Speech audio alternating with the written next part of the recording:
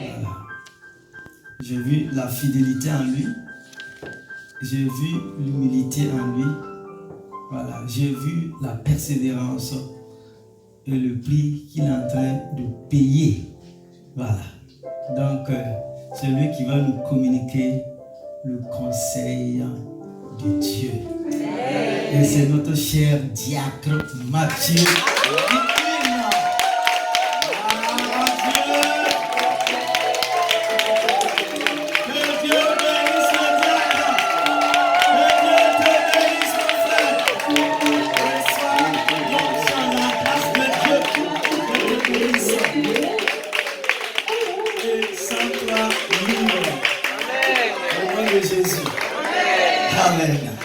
Alléluia. Que le Seigneur soit béni. Amen. Amen. Nous sommes dans la joie d'être dans la présence du Seigneur. Je vais commencer d'abord à dire merci à l'homme de Dieu, notre papa spirituel, pour tout ce qu'il fait pour nous chaque jour. Dis merci à maman Corinne. Dis merci à l'assemblée du peuple de Dieu. Que le nom de notre Seigneur soit béni. Amen. Amen. Donc, nous voyons que dans la Bible, l'âne de Balaam a parlé. Donc Dieu peut utiliser tout homme pour parler à son peuple. Amen. Amen. Donc ce que vous allez entendre, ce que vous allez recevoir, ça ne vient pas de moi. Dieu vous parlera. Soyez attentifs, vous allez recevoir la grâce de Dieu. Amen. Amen. Et ce soir, nous allons parler de quelque chose que nous connaissons tous, ou soit du moins quelque chose que nous pensons que nous sommes en train de faire. Amen. Donc nous allons parler de la foi. Alléluia. Amen. Que notre Seigneur soit béni. Amen. Amen. Dans le livre de Luc 8 au verset 50, Jésus, ayant entendu cela, dit au chef de la synagogue, ne craignez pas, croyez seulement et elle sera sauvée. Amen. Amen. Alléluia. Amen. En introduction, nous avons parlé ce soir d'un sujet primordial, notre marche avec Dieu. Et c'est la foi. Amen. Amen. Dieu soit loué. Le fait élémentaire est que la foi fait partie intégrante de tous les humains. Nous sommes nés pour être croyants. Si vous pensez que vous n'avez pas la foi, essayez-le. Amen. Amen. Essayez de croire en rien ni en personne, mais votre femme, votre mari, votre médecin, votre banque, votre patron, votre boulanger ou votre chef. Il n'y a aucune garantie, pourtant nous remettons nos vies entre les mains des chirurgiens. Et nous faisons confiance aux conducteurs de train, de voitures et d'avions sans penser à la foi. Mais c'est comme ça. Alléluia. Que le Seigneur soit béni. Amen. Amen. J'espère que vous recevez ce qui se passe. Amen. Amen. Que le Seigneur nous fortifie. Amen. Amen. La foi est une sorte de système immunitaire pour filtrer les peurs qui autrement paralyseraient toute activité. Quand cela échoue, nous développons toutes sortes de phobies et de compulsions. C'est une dépression nerveuse. Jésus a dit de ne pas avoir de phobie, mais de la foi. Luc 8, 50. Si vous cessiez d'utiliser cette faculté de la foi, vous ne lèveriez jamais du lit le matin, ni ne sortirez de votre maison dehors. Vous pourriez penser que le ciel pourrait tomber. Dans ce monde, 1 million de problèmes peuvent nous entourer et chaque instant, la foi en Dieu est notre recours et notre secours. La Bible dit, dans le livre de Romains 8, de Romains 12 au verset 3, Christ nous dit également, croyez seulement. Marc 5, 36. Alors nous allons voir ce soir deux modalités de la foi. La foi en action et la foi en trois temps. En grand temps, notre foi en action. Notons qu'il y a une différence entre croire et la foi. Alléluia. Amen. Il y a une différence entre croire et la foi. Croire, c'est lorsque nous espérons en Dieu. Lorsque tu espères et que tu n'as pas mis cette foi en œuvre, tu es dans croire. Maintenant, la foi, c'est lorsque tu te lèves dans ce que tu crois et tu agis. C'est ça qui est la foi. Amen. Donc, nous pouvons voir la foi comme un train avec des wagons. Alléluia. Donc, il y a la parole déjà qui est là, la parole. Après suit la foi, après suit maintenant les sentiments. Lorsque nous sommes conduits par nos sentiments, ça veut dire nos réalités, nous n'avons pas pouvoir marcher dans la foi. Ça va nous faire reculer. Alléluia. Donc, je peux croire que le médecin chirurgien peut m'opérer, mais tant que je ne me couche pas sur la table d'opération, je ne serai jamais guéri. Je peux croire, si je crois au médecin, ce médecin est un excellent médecin, c'est un bon médecin, c'est un médecin de renommée, c'est un médecin, quand il prend quelqu'un, il te guérit. Tu crois à ce médecin-là. Lorsque tu crois à ce médecin, ça c'est la partie croire. Maintenant, il faut que tu te lèves, tu quittes ta maison, tu prends tes bagages, tu pars voir le médecin à l'hôpital, tu vas dormir sur sa table d'opération, le médecin va t'opérer. C'est là maintenant la foi. Alléluia. Donc il y a la partie croire et il y a la partie foi. C'est pourquoi la parole de Dieu nous dit dans le livre de Hébreux au chapitre 11 que la foi est une démonstration. Alléluia. Des choses qu'on espère. Alléluia. Donc la foi, c'est ce qui nous amène à être attachés à Dieu. Alléluia. Et la parole de Dieu nous dit que sans la foi, on ne peut pas être agréable à Dieu. Alléluia. Sans la foi, on ne peut pas être agréable à Dieu. Et dans l'apôtre Paul nous dit, dans le livre de Romains 1 au verset 17, il dit que le juste vivra par la foi. Nous sommes les justes de Dieu. Amen. Nous devrons vivre par la foi. Nous ne devrons pas vivre par rapport à ce qui nous entoure, mais nous devrons vivre par rapport à la parole de Dieu. La parole de Dieu, c'est ça qui nous libère. La parole de Dieu, c'est ça qui nous apporte la délivrance et la guérison. Alléluia. Et pour cela, nous allons lire dans la parole de Dieu, dans le livre de Jacques. Jacques 1, verset 22. La parole de Dieu nous dit. Jacques 1, 22. Il dit, mettez en pratique la parole et ne vous bornez pas à l'écouter, en vous trompant vous-même par de faux raisonnements. Car si quelqu'un écoute la parole de Dieu et ne la met pas en pratique, il est semblable à un homme qui regarde dans un miroir son visage naturel et qui, après s'être regardé, s'en va et oublie aussitôt quel il était. Mais celui qui aura plongé ses regards dans la loi parfaite, la loi de la liberté, et qui aura persévéré, n'étant pas un auditeur oublié, mais en mettant en œuvre, celui-là sera heureux dans son activité. Alléluia.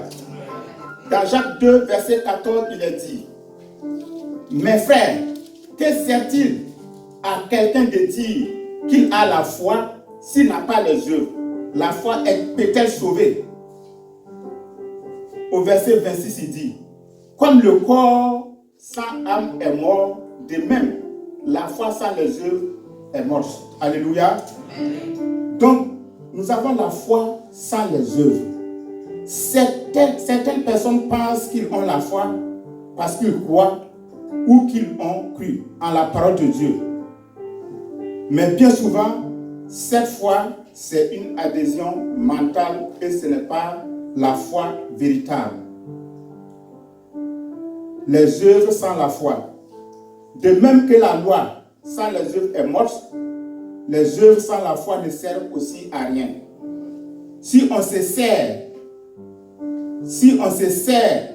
de force pour faire certaines actions, pour montrer à nous-mêmes, aux autres, à Dieu, et que l'on a la foi, et pour forcer la foi, cela ne marchera pas. Alléluia. Donc ce qui va nous amener à plusieurs sortes de foi.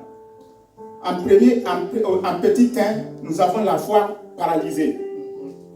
La foi paralysée, nous allons voir cela dans le livre de Marc au chapitre 4, verset 35.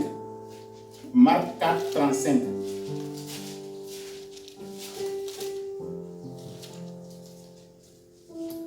Alors, Marc 4, 35, il est dit, ce même jour, sur le soir, Jésus leur dit, passons à l'autre bord. Après avoir renvoyé la foule, ils l'amenèrent dans la barque où il se trouvait et il avait aussi d'autres barques avec lui. Il s'éleva un grand tourbillon et les flots se jetèrent dans la barque, au point qu'elle remplissait déjà, et lui, il dormait à la poupe sur le coussin.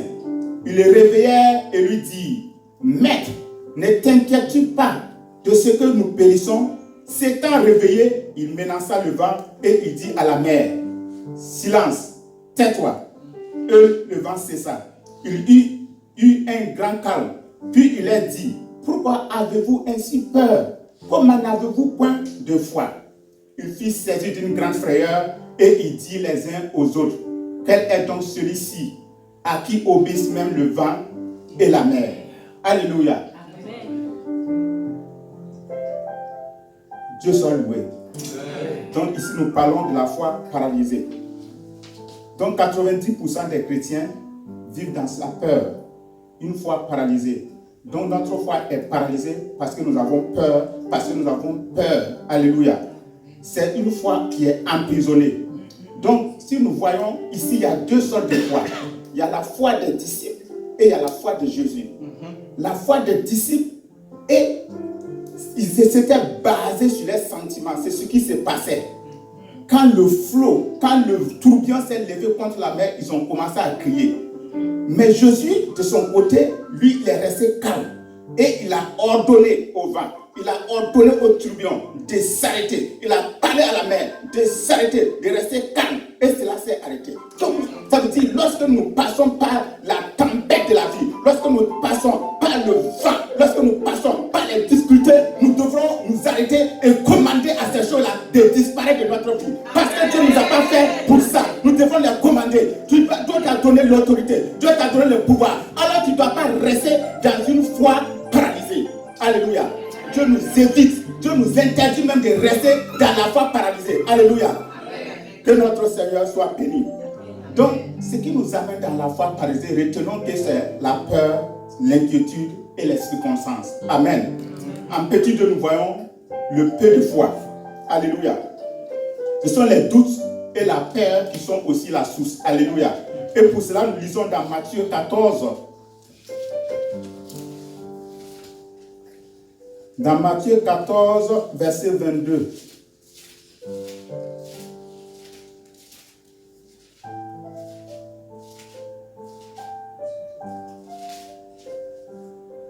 Matthieu 14, 22 dit: Jésus, aussitôt après, il obligea les disciples à monter dans la barque et à passer avant lui à l'autre côté, pendant qu'il renverrait la foule. Quand il eut renvoyé, il monta sur la barque pour prier à l'écart, et comme le soir était venu, il était là seul. La barque déjà était au milieu de la mer, étant battue par les flots, car le vent était contraire. À la 4e veille de la nuit, Jésus alla vers eux marchant sur la mer. Quand les disciples le virent marcher sur la mer, ils furent troublés et ils dirent: C'est un fantôme. Et dans les frayeurs, ils poussaient des cris. Jésus leur dit aussitôt: Rassurez-vous, c'est moi, n'ayez pas peur. Pierre lui répondit: Seigneur, si c'est toi, ordonne que j'aille vers toi sur les eaux. Alléluia. Amen. Pierre dit: Si c'est toi, ordonne que je marche. Jésus a dit: Viens. Pierre a commencé à marcher. Quand il a commencé à marcher, ça veut dire son regard était fixé sur Jésus. Quand ton regard est fixé sur Jésus, quand tu regardes devant, ça veut dire les eaux sur lesquelles tu te tiens deviennent un béton. Mais lorsque tu refuses de regarder Jésus et tu regardes à côté, alors tu vas commencer à t'enfoncer. Donc Pierre a commencé à s'enfoncer. Alléluia. Parce que il a eu peu de foi. Alléluia. Que le Seigneur soit béni. Le doute, c'est s'appuyer sur les sentiments, sur les circonstances. Le peu de foi, il y a la foi, mais peu de résultats. Alléluia. Et nous passons au point 3. La foi rendue visible. Alléluia. La foi peut être visible. Alléluia. Nous voyons dans Marc 2, verset 1. Marc chapitre 2. Marc 2, verset 1. Quelques jours après, Jésus revint à Capernaum. On apprit qu'il était à la maison et il s'assembla un si grand nombre de personnes que l'espace devant les portées ne pouvait pas les contenir. Il leur annonçait la parole. Des gens vinrent à lui amenant un paralytique porté par 4 hommes. Comme il ne pouvait pas l'aborder à cause de la foule, il découvrit le toit de la maison où il était et il descendit par cette ouverture le lit sur lequel le paralytique était couché. Jésus, voyant leur foi, dit au paralytique, mon enfant, tes péchés sont pardonnés. Alléluia. Donc, la foi peut être visible. Alléluia. Jésus a vu la foi de ces hommes. Quand ils ont entendu parler de Jésus, ils se sont levés, ils ont pris les malades. Et quand ils se sont approchés de là où Jésus était, tellement qu'il y avait des gens, c'était impossible pour eux de pouvoir présenter ce malade-là à Jésus. Qu'est-ce qu'ils ont fait? Ce qu'ils ont trouvé pour faire, c'est ouvrir le toit de la maison et de faire descendre le malade devant Jésus. Quand Jésus a vu ça, il a dit, tes péchés te sont pardonnés. Donc ça, c'est une foi visible. Alléluia. Dieu nous appelle. La foi visible, c'est lorsque nous avons le courage. Il faut avoir le courage de faire ces choses. Alléluia. Ils n'ont pas regardé à tous ces gens qui étaient là. Ils sont montés, ils ont ouvert, ils ont enlevé les tôles, ils ont enlevé les tuiles et ils sont descendus les malades devant Jésus et il a reçu sa délivrance. Alléluia. Donc une foi soutenue par le courage est une foi qui est visible. La paix et les doutes ont paralysé tout Israël pendant 40 jours devant Goliath. Vous voyez, un peuple merveilleux. Des hommes qui ont la parole de Dieu. Des gens qui ont la loi de l'Éternel. Des gens qui ont vu des merveilles de Dieu. Dieu a délivré Israël. Dieu a délivré son peuple. Dieu a fait des merveilles. Et voici, ils sont face à quelqu'un qui ne connaît pas Dieu, un incirconcis. Ils sont face à quelqu'un qui ne connaît rien. Et le peuple de Dieu, les enfants de Dieu sont arrêtés pendant 40 jours. Ils ne peuvent même pas l'affronter. Ils ne peuvent même pas l'affronter. Amen. Donc Dieu nous interdit. Dieu refuse que nous soyons comme ces gens-là. Amen. C'est pourquoi le petit David va venir. Comme il sait celui qui est en lui, il va affronter ce Goliath-là et il va le renverser. Amen. Amen. Que le Seigneur soit béni. Amen. Amen. Alors nous passons au point 4, la grande foi. Dans Matthieu 8, 5. Alléluia.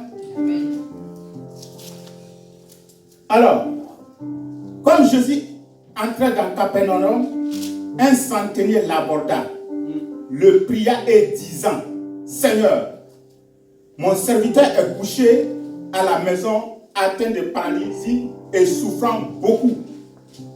Jésus lui dit, j'irai et je le guérirai.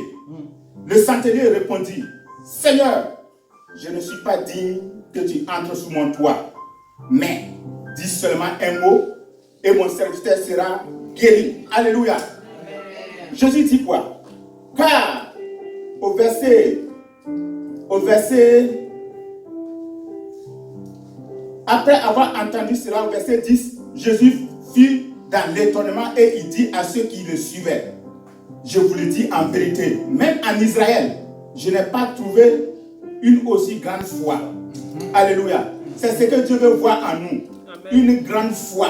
Alléluia. Amen. Que le Seigneur soit loué. Donc la peine, le doute et l'inquiétude ne tiennent pas face à la grande foi. Ça veut dire lorsqu'on a la grande foi là, les doutes, les inquiétudes, la peur ne peut pas te paralyser. Ça ne peut pas te stopper. Alléluia. Amen. L'unité et la soumission permettent à notre foi de monter, de grandir. Être humble et savoir se soumettre à l'autorité nous permettent d'avancer dans notre marche avec Dieu. Dans Luc 17, verset 5, les apôtres disent, augmente-nous la foi. Et la femme syro-phénicienne, la samaritaine, la femme pécheresse, la femme à la perte de sang. Voici la réponse de Jésus au verset 6, il dit, si vous avez de la foi comme une graine de moutarde, vous direz à cette montagne de se déplacer et la montagne va obéir. Amen.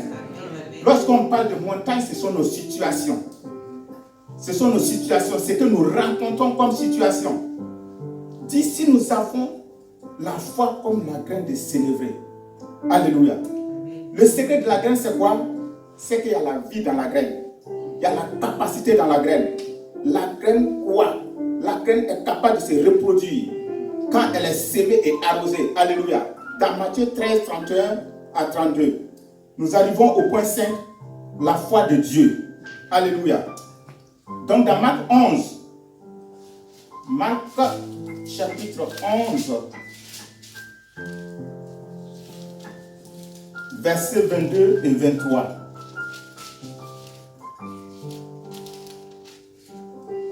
Jésus prit la parole et leur dit, ayez foi en Dieu. Je vous le dis en vérité, si quelqu'un dit à cette montagne, ôte-toi de là et jette-toi dans la mer, et s'il ne doute point dans son cœur, mais croit ce qu'il lui dit arrive, il le verra s'accomplir. Alléluia. Que le Seigneur soit béni. Amen. C'est le genre de foi qui a permis à Dieu de faire ce que nous voyons. La parole de Dieu nous dit dans le livre de Genèse 1, verset 2, il dit que la terre était informe et vide. Et l'Esprit de Dieu se mouvait au-dessus des eaux. Tant que Dieu ne parlait pas, tant que Dieu n'avait rien dit, tant que Dieu ne proclamait rien, tant que Dieu ne déclarait rien, les ténèbres étaient là, rien ne s'effaçait. Et la parole de Dieu nous dit que nous avons déjà l'Esprit de Dieu. L'Esprit qui est en toi est la lampe de l'Éternel. Alléluia. Donc, face à nos situations, face à nos difficultés, face à nos problèmes, nous devrons proclamer, nous devrons ressembler à notre Papa Dieu et déclarer maintenant sur nos situations de ténèbres que ces situations-là quittent nos vies, que ces situations-là se déplacent de nos vies au nom de Jésus. Alléluia. La parole de Dieu nous dit aussi dans le livre de Jean, chapitre 1, verset 1 à 2, il dit, au commencement était la parole. La parole était avec Dieu et la parole était Dieu. Amen. Et c'est cette parole qui est venue en chair pour habiter avec nous plein de grâce. Cette parole, c'est cette parole qui a amené la délivrance. C'est cette parole qui a amené la liberté. C'est cette parole qui a amené la vie. Alléluia.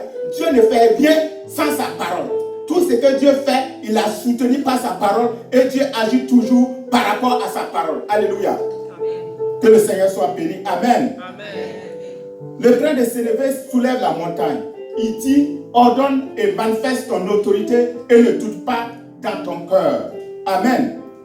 Il dira à cette montagne, ôte-toi de là. Jésus exhorte ainsi les disciples, ayez foi en Dieu. La foi qui se repose sur Dieu est une confiance inébranlable en la puissance omnipotente et en sa bonté intarissable. Les requêtes efficaces sont celles qui sont centrées sur le Christ et non pas celles qui sont prononcées dans un lieu particulier. Alléluia. C'est notre foi que nous devons chercher à développer au quotidien. Donc si nous comprenons bien, nous avons la foi paralysée, la foi peu de foi, la foi, la grande foi, la foi en Dieu. Donc nous avons tous ces genres de foi. Mais ces foi-là sont souvent paralysées parce que nous avons peur, parce que nous avons des inquiétudes, parce que nous sommes, oui, nous avons peur, nous sommes dans l'inquiétude et nous sommes dans le doute. Donc nous allons passer maintenant au grand 2. La foi en 3 temps.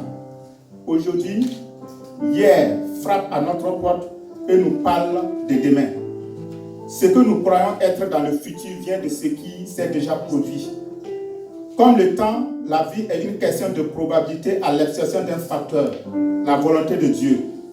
Il y a 3 temps de foi, comme le monde s'est versé, ayant l'assurance de ceci même que celui qui a commencé une bonne œuvre l'achèvera jusqu'au jour de Jésus-Christ. Philippiens 1, verset 6.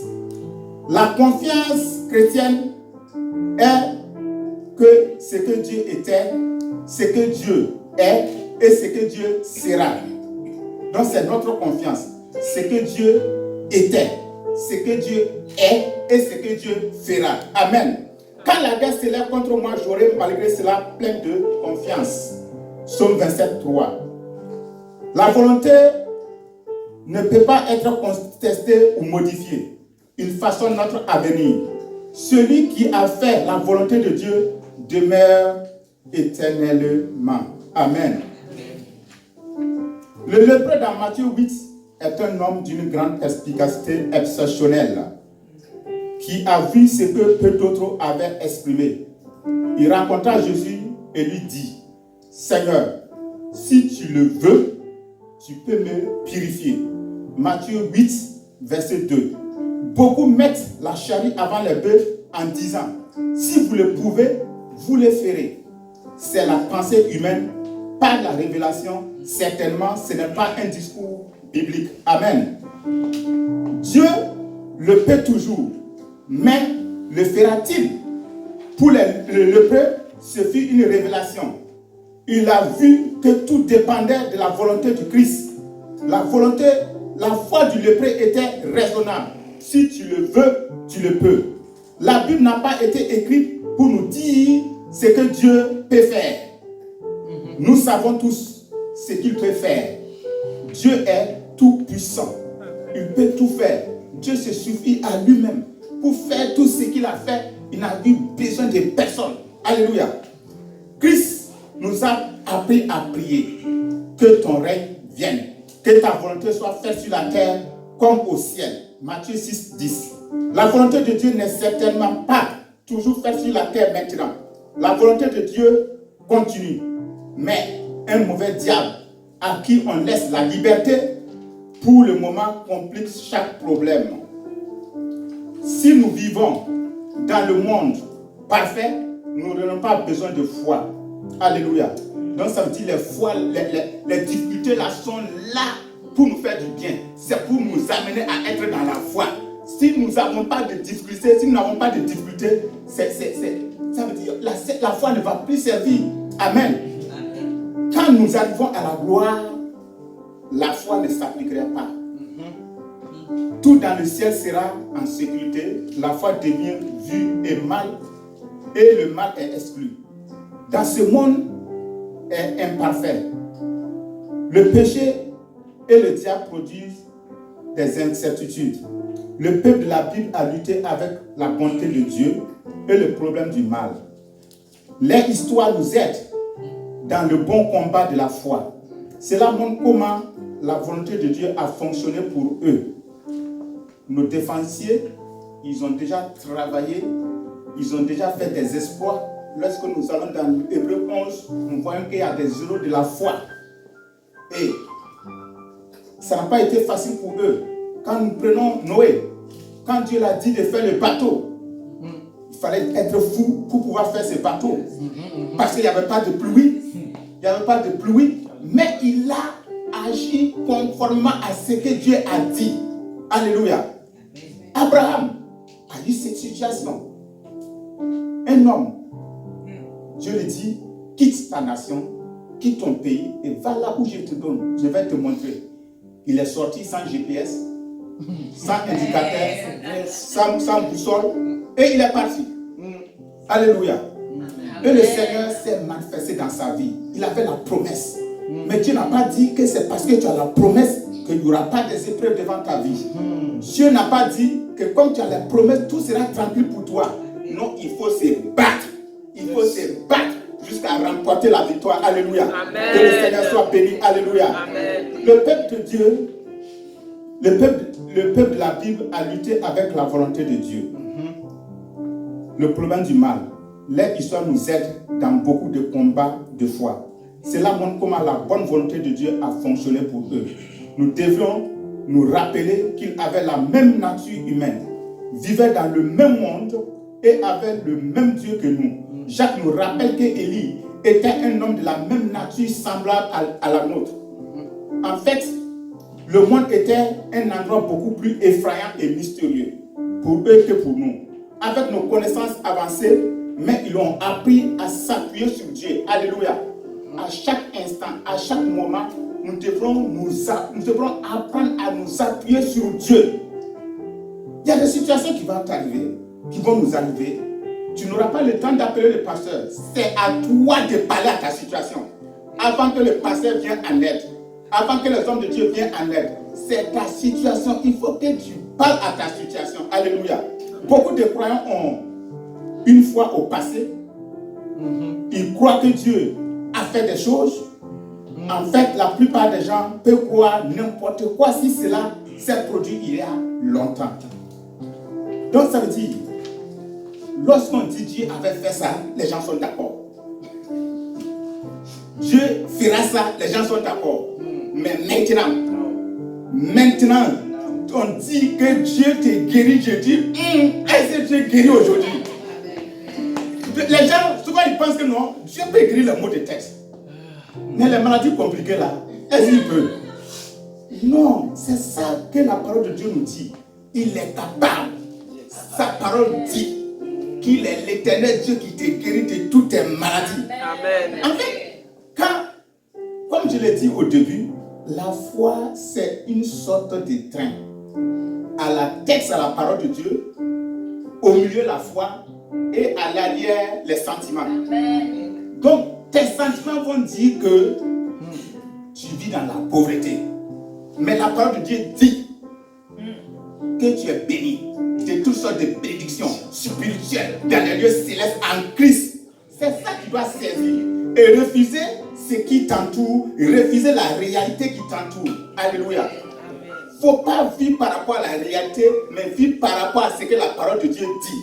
En fait, la foi, c'est le pont entre le monde spirituel qu'on ne voit pas et le monde physique où nous vivons.